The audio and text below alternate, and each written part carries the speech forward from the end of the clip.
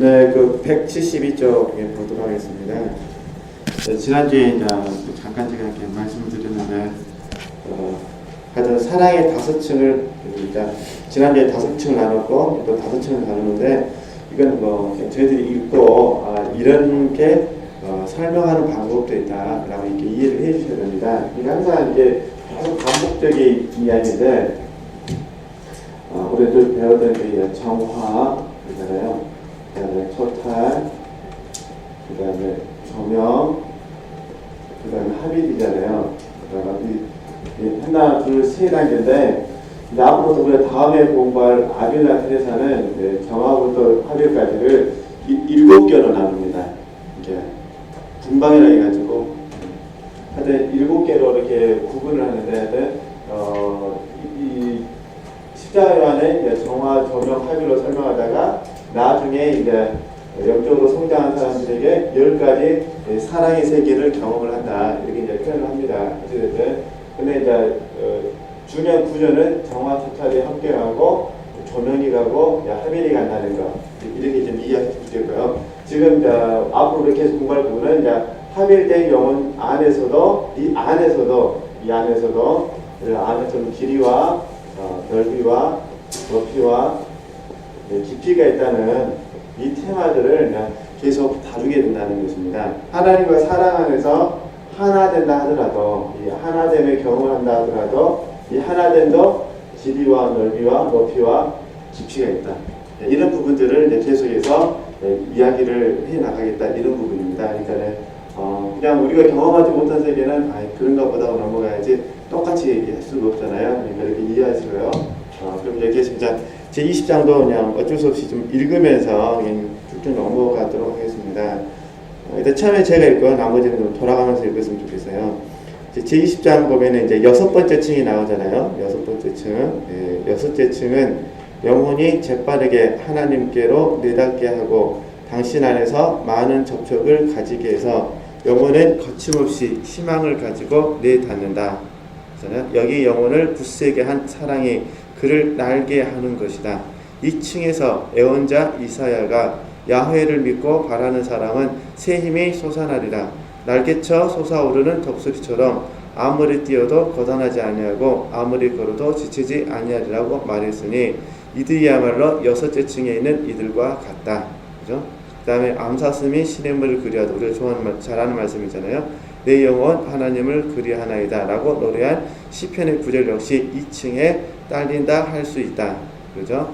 쭉 보시면 되시고요. 그래서 이렇게 사랑의 열정을 가지고 추구하는 겁니다. 그래서 이제 173페이지 7째 층을 좀 이렇게 보도록 하겠습니다. 우리 황정혜 지사님께서 이렇게 순서대로 읽으면 될 것 같은데요. 네.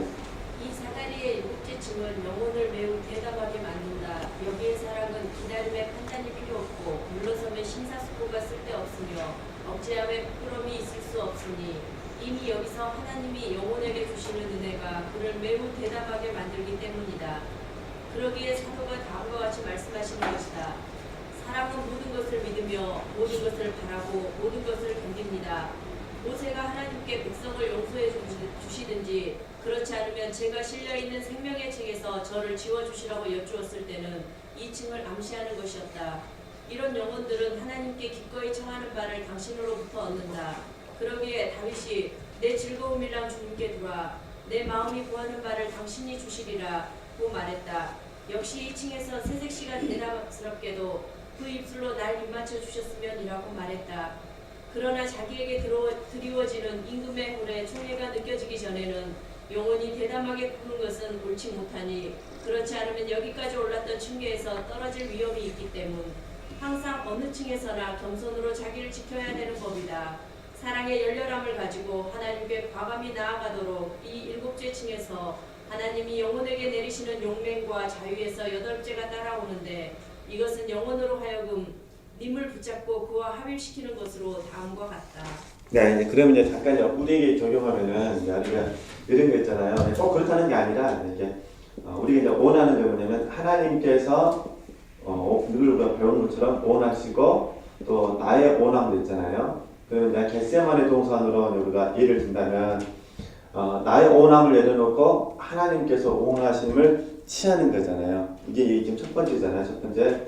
이게 두 번째가 이제 더 중요한 거는 하나님의 온함이 나의 온함이 되어가지고 실질적으로 내가 이 온함을 따라서 순종을 해야 되지 않습니까? 그러잖아요. 근데 문제는 하나님께서 하나님의 온함과 나의 온함이 같았을 때 순종하는 것은 문제가 없는데, 문제는 나는 원하는데 하나님께서 원하지 않으셔요. 그런데 내가 그걸 모르고 내 원함을 하나님께서 원하신다고 믿고 잘못 분별해가지고 순종하면 어떻게 되겠습니까? 이 이야기입니다. 이 이야기. 그러니까 결국 이 하빌이라는 사랑이라는 큰 범주 안에서 바라봤을 때 우리 하나님을 사랑하면 하나님의 원함이 나의 원함이 되잖아요. 아무리 힘들고 어려워도 주님께서 그래서 인내하라 하시면 내가 인내할 수 있다는 것입니다. 그러고 나서 그 이후에 나의 원함이 결국 하나님의 원함이 되는 거잖아요. 근데 문제는 이런 경우 괜찮은데, 문제는 이런 과정을 겪었다 하더라도 우리가 불안전함이 있어가지고 나도 모르는 사이에 내가 원하는데 내 마음속의 원함을 하나님의 원함으로 내가 착각을 해가지고 하나님께 원함을 구할 수가 있다는 거예요. 근데 하나님께서 보실 때 하나님 원하신 게 아니에요. 이해하시겠죠? 이것과 상관없는데 제자들 이야기 잠깐 하면은 주님께서 제자들에게 너희가 이 잔을 마시겠느냐 물어봤어요. 야고보와 요한에게. 근데 제자들이 뭐라고 말했냐면 마시겠습니다 그랬어요. 근데 그때 당시 제자들은 주님께서 말씀하신 이 잔이 무언지 모르고 대답한 거예요. 그 잔을 마시면 죽는다는 걸 모르고 그냥 그때는 하나님 예수님이 왕이 되면은 좌우에 앉을 거라는 기대가 너무 컸기 때문에 이 잔을 마시게 되니까 이게 마시겠다 한 거죠. 뭔지 모르고 모르는 상태에서 마시겠습니다 했는데 알고 봤더니 이게 뭐가 되는 겁니까? 이게 죽는 게 순교의 길을 가는 거죠. 근데 이제 이렇게 하다 보면은 진짜 하나님의 길을 갑니다. 근데 이제 어떤 문제가 있냐면은 잠깐 우리가 모르는 사이에 나도 모르는 사이에 이 자기화라고 그러는데 이 영적 자고함이 생기면 마치 주께서 이 잔을 주지 않으심에도 불구하고 내가 그 잔을 요구할 때가 있더라는 거예요. 그러니까 내가 자원해서 십자가의 길을 가는 거죠. 주님은 아직 지금 가보지 말고 주님 계획 속에서는 다음에 가야 되는데 내가 이제 자원해서 말하는 거야. 가겠습니다 하는 거죠. 쉽게 말하면 내가 감당하기 어려운 일들을 자원을 한 거예요. 딱 맞고 나서 어떻게 돼요? 맞고 나서 이제 내가 원했는데 하나님 원하지 않으셨어요. 그러니까 이제 역사가 있을까요? 없을까요? 나는 순종은 하지만 하나님의 역사는 없으니까 가면서 뭐가 됐습니까? 이게 신체적으로 육체적으로 지치는 현상이 찾아오게 되죠. 이걸 저희들이 이제 영적으로 탈진이라고 부르죠. 이런 현상들이 나타난다. 지금 이런 표현입니다. 좀 더 이해하시게 하는데 더 다른 예를 들면요. 여호수아가 굉장히 모세를 사랑했어요. 그런데 하나님의 신이 모세에게 임했을 뿐만 아니라 하나님의 신이 모세에게 임했을 때 다른 사람들에게도 임하게 된 거예요. 그러니까 여호수아가 모세에게 찾아가서 부탁을 합니다. 하나님의 신은 모세에게만 임해야 되는데 다른 사람에게도 임하면 안 됩니다. 다른 사람이 그 하나님의 신에 임하는 것을 못하도록 막게 해달라고 여호수아가 시기하는 마음이 아니라 모세를 사랑하는 마음으로 권면을 합니다. 그것도 어떻게 보면은 여호수아의 선한 모습이 나온 열심이죠. 하나님의 뜻과는 상관없는. 그러니까 우리가 이런 부분에 있어서 이런 실수들도 할 수 있다 이런 표현입니다. 그러니까 분명히 이 하빌 안에서 하나님을 사랑하는 건 맞지만 자칫 잘못하면 내가 앞설 수가 있다. 이런 거 좀 이해하시고 그러면은 좀 도움이. 저도 이렇게 정확한 적용이라고 말하기 어려운 이유는 저도 이 책의 원문을 제가 보지 못했기 때문에 이런 생각이 들어서 잠깐 이렇게 말씀을 나눠봤습니다. 그래서 이제 어떤 부분이냐면 제가 다 읽었지만은 그 3번의 약간 위에 그러나 자기에게 드리워지는 임금의 호래총이가 느껴지기 전에는 영원히 대담하게 구하는 것은 옳지 못하니. 그죠? 하나님의 어떤 임재의 어떤 부분이 느껴지기 전에 영원히 대담하게 구하는 것은 옳지 못하는 겁니다. 이게 잘못하면 우리가 자고와의 함정에 빠질 수 있기 때문이다. 네, 그런 부분이고요. 그 다음에 3번 우리 주원이 3번 읽으실래요?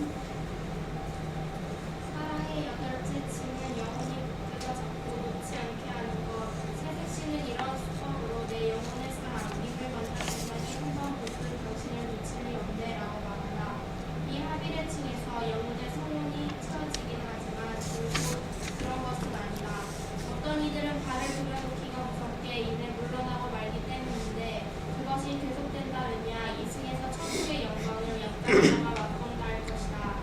하지만 영혼이 이층에 머무는 동안은 아주 짧다. 예언자 다니엘은 원망의 사나이였기 때문에 하나님께서 이층에 머물게 하시면서 말씀하셨다.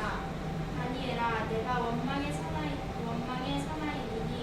내 층계 위에 있거라.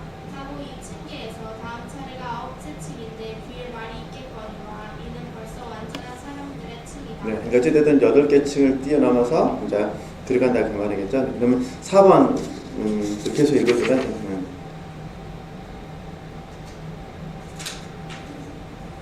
사랑의 아홉째 층은 영혼을 맛깔스럽게 불태워준다. 이 층은 완전한 이들의 층으로서 그들은 이미 하나님 안에서 마땅히 타오르고 있다.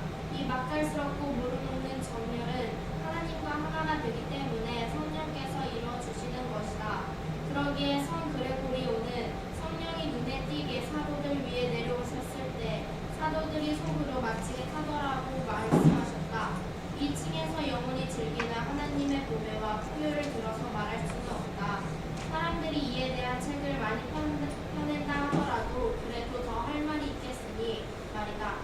이에 대해서는 다음 장에서 그저 몇 마디 말할 터이므로 여기서는 이 사랑의 사다리의 마지막인 열째 층이 따라온다는 것을 일러드리겠는데 이 층은 벌써 이 세상 것이 아니다. 네, 그래서 이제 좀 우리 아홉 번째 층을 좀 이해한다는 게 좀 어려운데요. 한번 그냥 예를 들어서 한번 이제 생각을 해보도록 하겠습니다. 우리가 너무 잘 아는 이제 베드로 이야기 잠깐만 하면은 이제 베드로가 잘 아시는 것처럼 이제 사도로서 이제 예루살렘 교회에서 역사가 일어나잖아요. 그 다음에 이제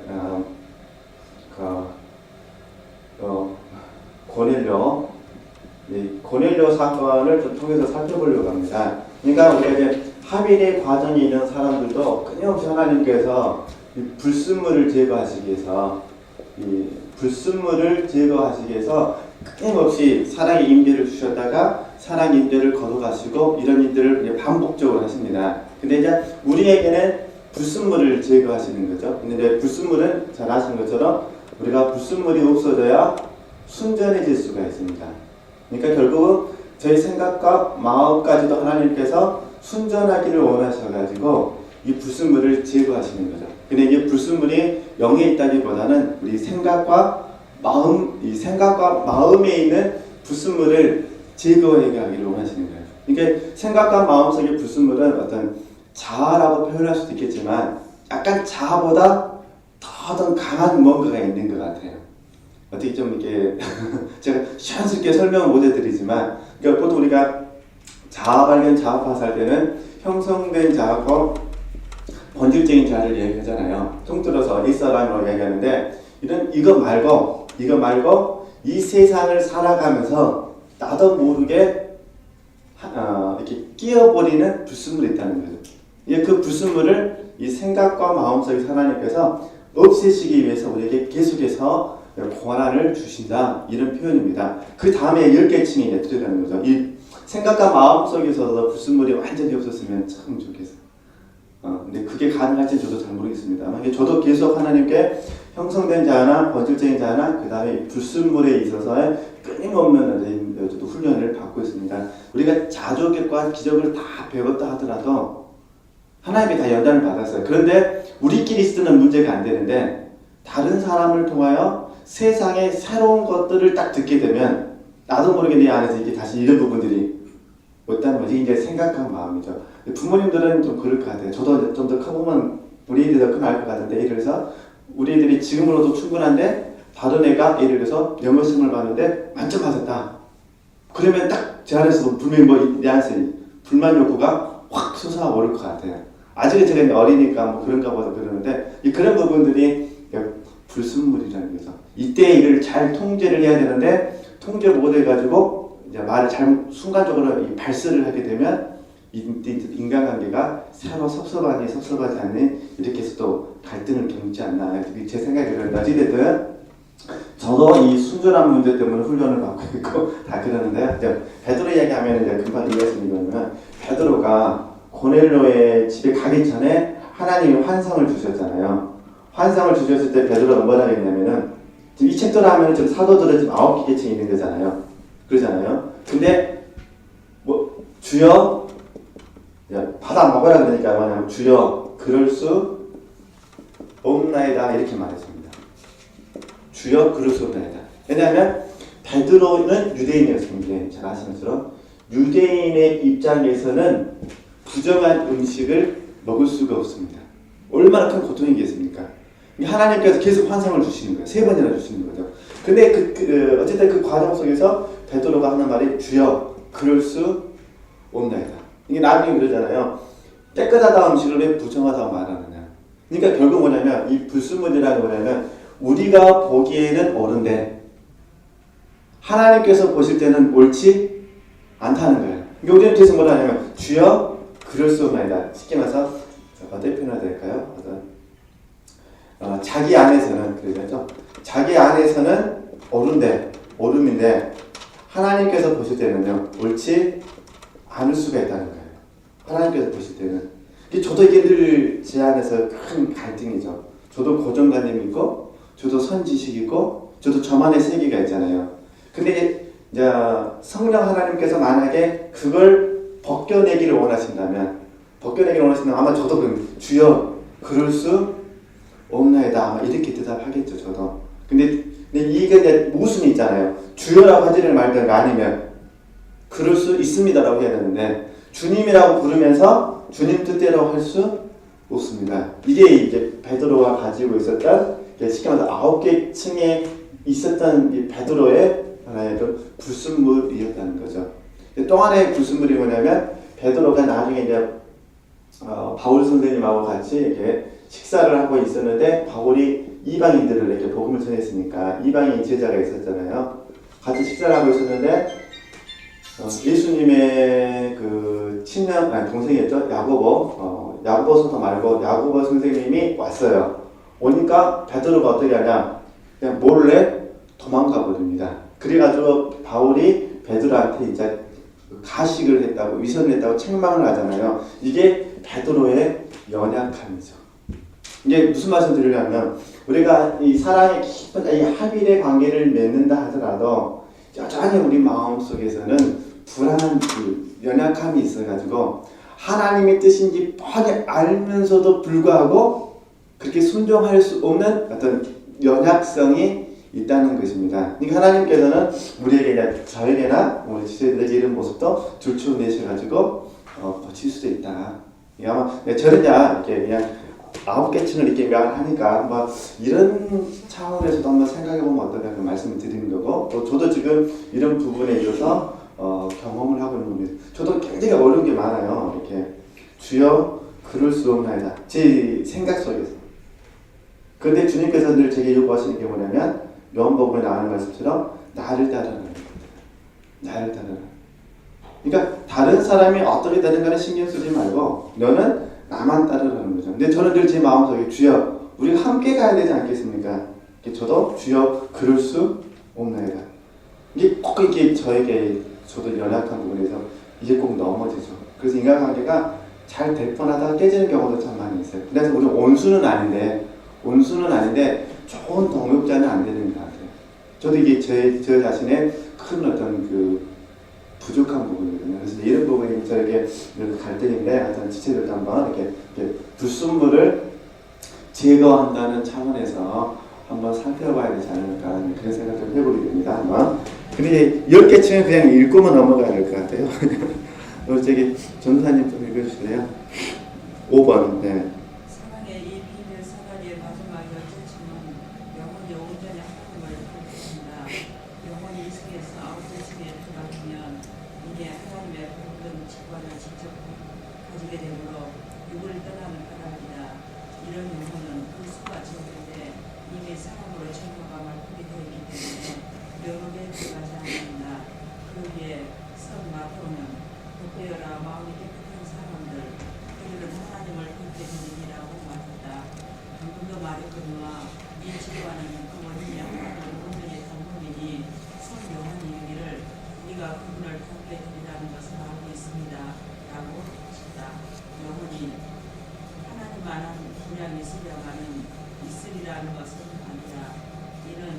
불가능한 일이지만 제 파탄대로 또 하나님을 닮는다 하니 여기에 영혼이 참으로서 하나님이라고 부르고 또 사실 그러할 것이다. 네, 여기서 이제 마지막에 영혼이 참여로서의 하나님이라는 말이냐면요, 신화라는 개념입니다. 우리가 영성신화 공부할 때 하나님과 하나가 된다 이런 신화의 개념이 있었거든요. 동방신화의 존재인데 그 부분입니다.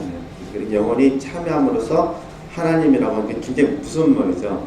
그래서 이 동방신화를 이해할 때 굉장히 좀 어려운 부분이 있습니다. 이제 신화라는 이 개념, 그러니까 하나님과 같아진다 이 말입니다. 그래서 이제 이걸 두 종류로 설명하는데 너무 지나치게 설명하신 분들은 사람이 결국 뭐가 되냐면 잘못하면 하나님이 되어버릴 수 있습니다. 잘못하면. 그래 우리는 이런 신화를 받아들이는 것이 아니라 사랑 안에서 하나됨을 받아들입니다. 근데 의외로 소수의 수도사들은 사람이 하나님이 되는 이런 부분을 하는 겁니다. 그러나 진정한 의미에서 하나님이 아니라 이만큼의 하나님의 성품이라면 이 정도의 하나님의 성품에 참여하는 것, 그래서 이 정도 참여되는 게 뭐라는 거예요. 그를 신이라 불렀다 이런 표현입니다. 이게 어렵죠. 이게 우리 쪽에서 받아들이기는. 저는 1번 쪽은 받아들이지 않고 2번 쪽 사랑 안에서 하나됨, 이게 이제 우리가 잘 아는 주기도문이죠. 뜻이 하늘에서 이루어진 것처럼 땅에서 이루어집니다라고 말할 수 있는 그 사랑이 하나됨, 이 부분을 이야기한다는 거, 이게 이해하시고 이제 보시면 좋겠고요. 좀 더 읽어주시겠어요? 6번.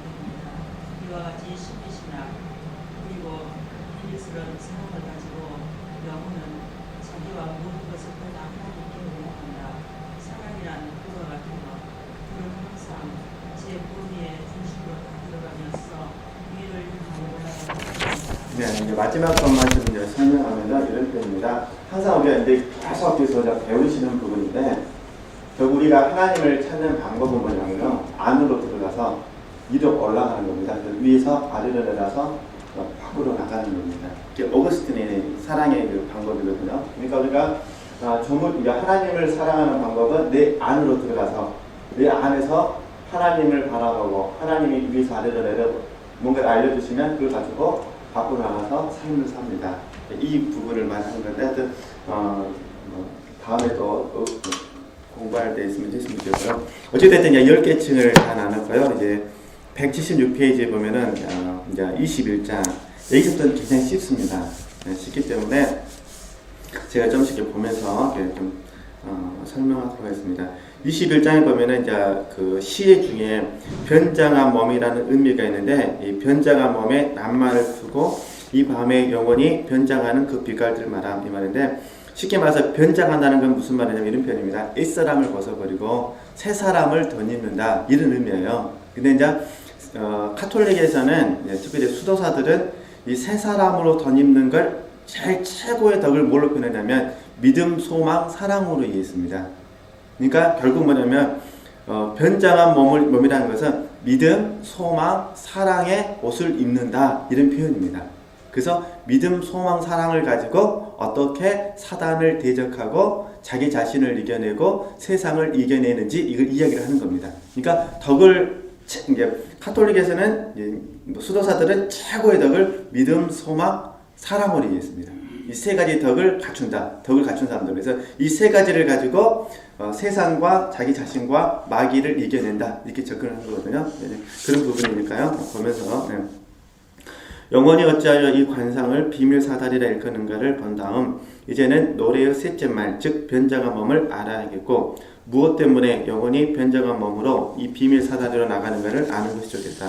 이를 이해하려면 알아두어야 할 것이 있다. 즉 변장을 한다 함은 일상 자기가 지니고 있던 옷이나 모양새와는 달리 자기를 분장하고 감춤인데, 혹은 색다른 옷과 모양새로 마음속에 품은 것을 드러내어 사랑하는 이의 총애와 마음을 얻으려고 그럴 수도 있고, 아니면 자기와 맞서는 자에게 몸을 숨겨서 자기 일을 더 잘하려고 그럴 수도 있다.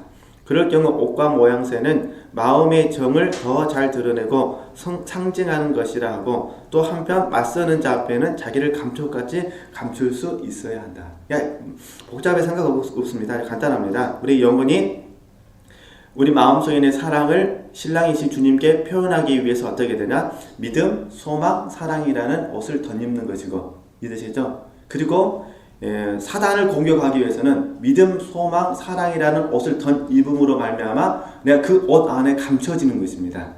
그러니까 사단은 우리의 믿음 있는 모습, 소망 있는 모습, 사랑 있는 모습을 보면서 우리를 보는 것이 아니라 주님의 형상의 믿음, 소망, 사랑을 보니까 사단은 우리를 공격하지 못한다, 이런 의미거든요. 그러니까 그럼 이제 그걸 이제 3번부터 이제 설명하니까요. 이제 천천히 보면서 설명하도록 하겠습니다. 그렇다면 여기에 영혼은 신랑이 그리스도의 사랑에 닿은 영혼이므로 합일된 영혼이다, 그 말이겠죠. 당신의 총애를 얻고 그 마음을 사려고 여기서 변장을 감쪽같이 해가지고 제 마음의 정을, 애정입니다, 애정, 사랑, 그럴싸하게 드러내기도 하고 악마와 세속과 역, 즉 맞서는 자를, 원수들을 눈을 피하여 안전하게 나가는 것이다. 그래서 이제 뒤에 나오지만은 이제 간단히 적으면은, 악마는 믿음입니다. 믿음으로 싸워야 되고요. 세속은 소망으로 싸우고요.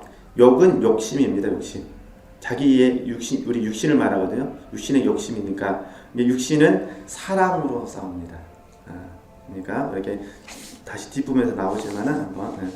그리하여 이제 177페이지 주로 세 가지 빛깔, 말하자면 희고, 그러니까 믿음은 흰색입니다. 왜 그런지 저도 모르겠는데 하여튼 믿음은 흰색이고, 푸른색은 소망입니다.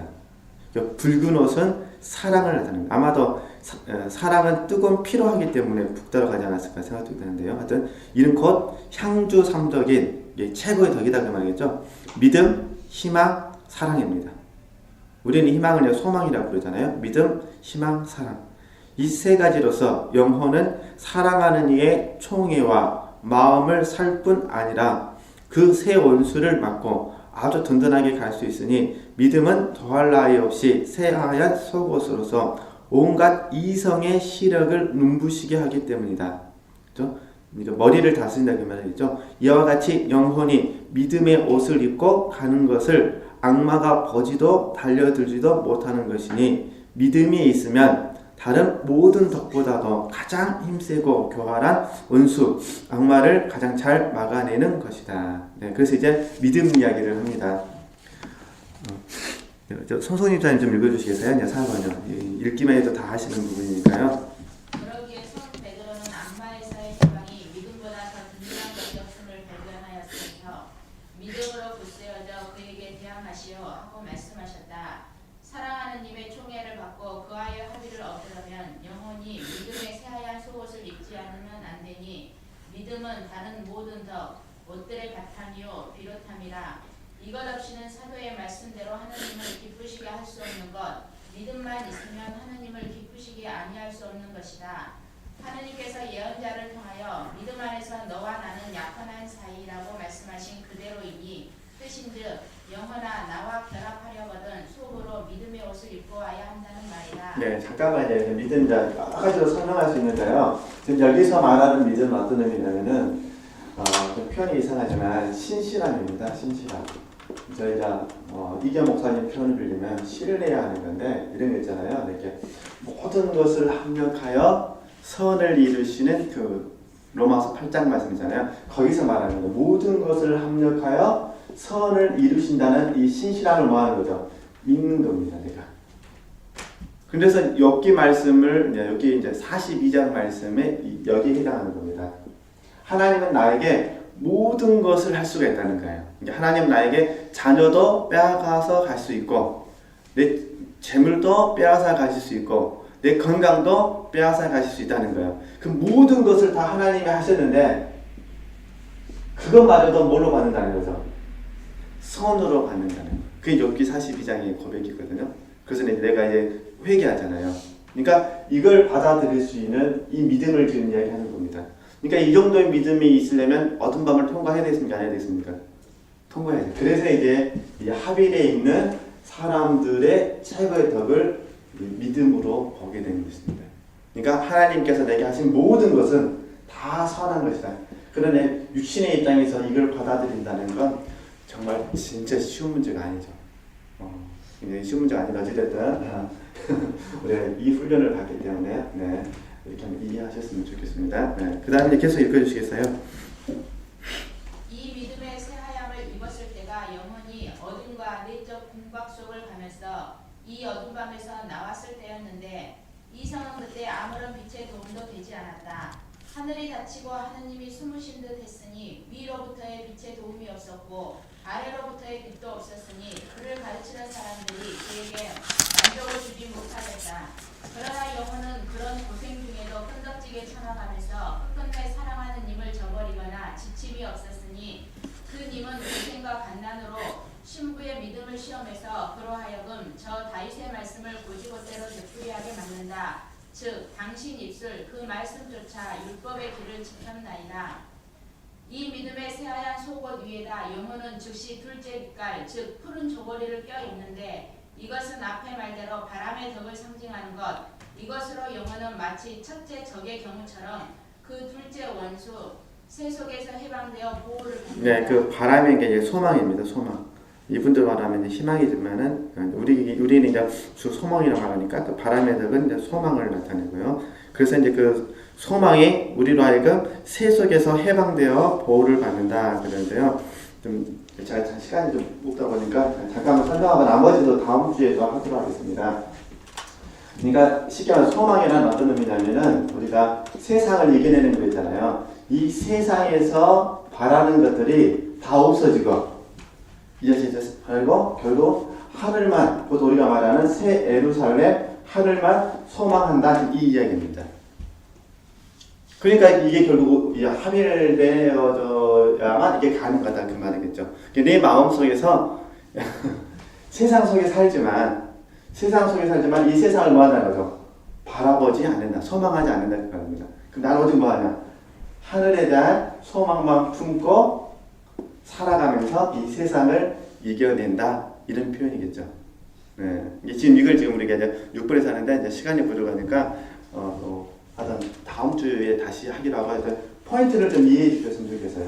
그래서 하나님께서 어떻게 하시냐? 결의는 없는 거지만 경험적으로 봤을 때 저와 여러분의 마음 속에 어떤 마음을 넣어주시냐? 이 소망이라는 점에서 바라봤을 때요. 표현이 이상하지만 가부와 같은 마음을 넣어주신다는 겁니다. 그래서 때때로 이 세상을 바라보면서 즐거움이 없습니다.